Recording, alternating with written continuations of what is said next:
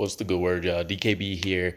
We have a very important question we need to get answered coming back from the bye week. And this is assuming a couple things fall into place.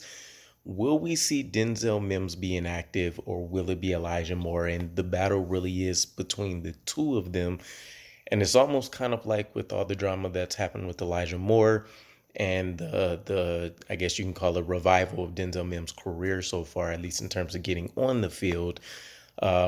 It's almost as if they've kind of switched roles and positions. So to kind of recap a couple things, Denzel Mims comes in as a rookie. He puts some decent enough things on tape to make you think that he can become an integral piece of your offense moving forward. Adam Gase goes. Robert Saleh comes in. Rookie year goes absolutely terrible for Denzel Mims. He fails at everything from, getting separation to basic route running to even running the correct routes. We're talking multiple penalties. And then at least at that point, you did get some of the mental attitude concerns that were rising out of his frustration, not only with his performance, but what was happening with the coaching staff, feeling like he was getting phased out, etc. And then we fast forward to this season. He does opt for a trade request, but he's very quiet about it. I mean, we get the trade request, we get almost nothing after, and the letter that his lawyer or representative, anyways, drafted that was sent to JD pretty much summed up everything well. Loves the Jets and the opportunities that he has, but he wants to see the field. He believes he's earned the right to see the field, and he's searching for playing time somewhere. So we ultimately know we don't end up trading him at the end of the trade deadline. Elijah Moore's situation vastly different. Rookie year starts.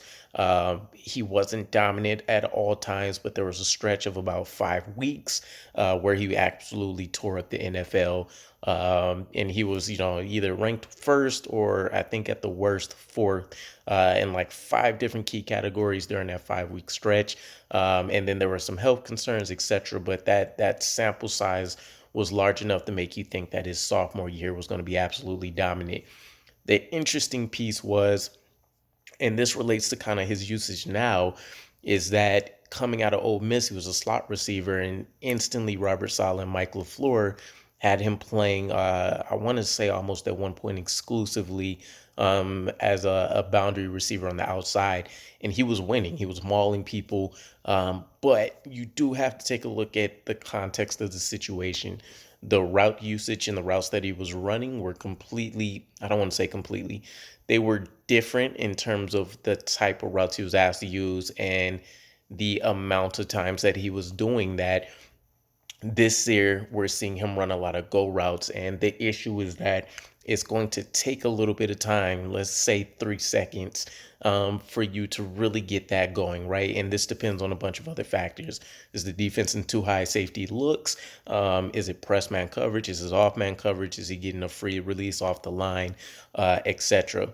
Elijah Moore is not going to be able to beat a lot of guys off press just by nature of his size. I want to say 5'8", 5'9", 180-ish pounds, if I remember correctly. So he's not a guy that's really just going to be able to fight off, some of them stiff arms and things that are going to happen within that 5 yard distance. You take a look at our offensive line play earlier on as well, and it was atrocious. I mean, Joe Flacco easily could have ran up 30 sacks in the 3 games that were there, even for all the Zach Wilson down now.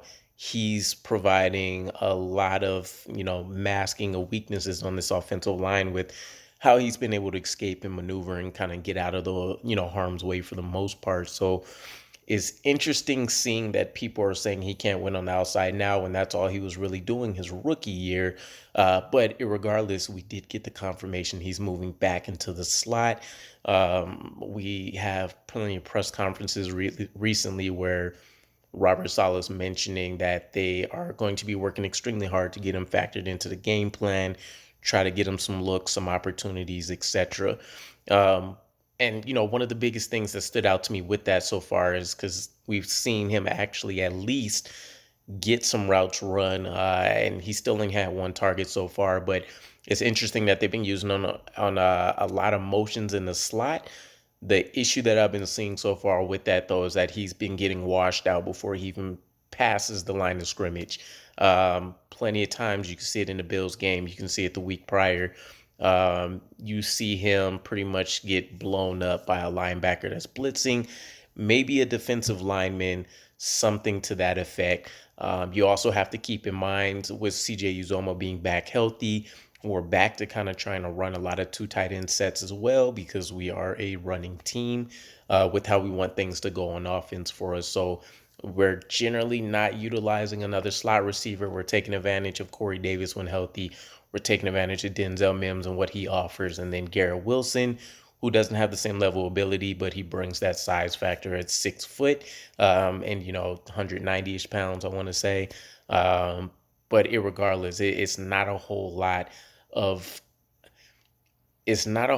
ample opportunities that look like it's out there for Elijah Moore when he comes back. Whereas Denzel Mims, he was quiet. Robert Saleh says, at least at this point 4 weeks ago, he's seen a shift in Denzel Mims with practicing harder, being more studious, the attitude. And then he goes out there, he gets the huge block for the Priest Hall 62-yard run when he was, still healthy and on the team without the ACL injury. We fast forward, there's more crucial blocks that you see with Michael Carter. And so he's not quite on par with Corey Davis in terms of, technically being efficient all the time. But still with the size, 6'3", 220-ish pounds that he's bringing to the field, he can go out there and get after some people and make it happen. So the fact that he also offers that inside out versatility, much like what they asked from a lot of the receivers, also cuts into Elijah Moore's time at him being effective in the slot. But this presents so many other issues that were talked about as well. So let's say Corey Davis comes back healthy. We know he's going to be our de facto number one again. Garrett Wilson's been absolutely dominant since he's been moved to the outside. So you don't want to tamper with that. Although, again, there's still going to be variations in people going in and out of the slot. And then again, I mentioned two tight end sets. So Conklin and CJ are going to be on the field, which gives us 4 receivers. We also have Michael Carter, who has the ability to catch out of the backfield. We have James Robinson, who can do it as well. That automatically gives us 6 targets. We know we can give Braxton Berrios some work in between handoffs and gadget plays. So with it being a running team, if you want to take ample opportunity and not really have any kind of fall off in production, it makes more sense to keep Denzel Mims in the lineup. And Robert Saleh has even mentioned as much that he's earned himself a role. So, Coach Saleh's kind of shot himself in the foot here a little bit. He's mentioned wanting to get Elijah Moore factored in. He's mentioned Denzel Mims giving himself a role, but he's running out of snaps to try to get all these receivers an opportunity. There's only going to be a certain amount of pass plays that we're going to get per game, assuming things go our way and we're not having to play catch up in this second half of the season.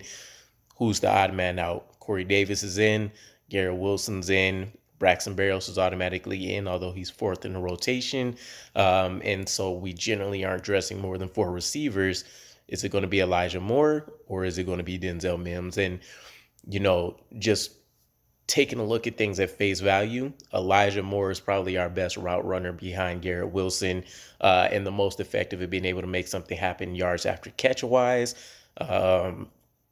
just based off his ability as a route runner, being able to break off a lot of these routes and make some things happen. But from what Denzel brings in the package we've seen and, the hands, being able to go out there and get some of these jump balls. We've seen the breakaway ability from him and what he can offer there.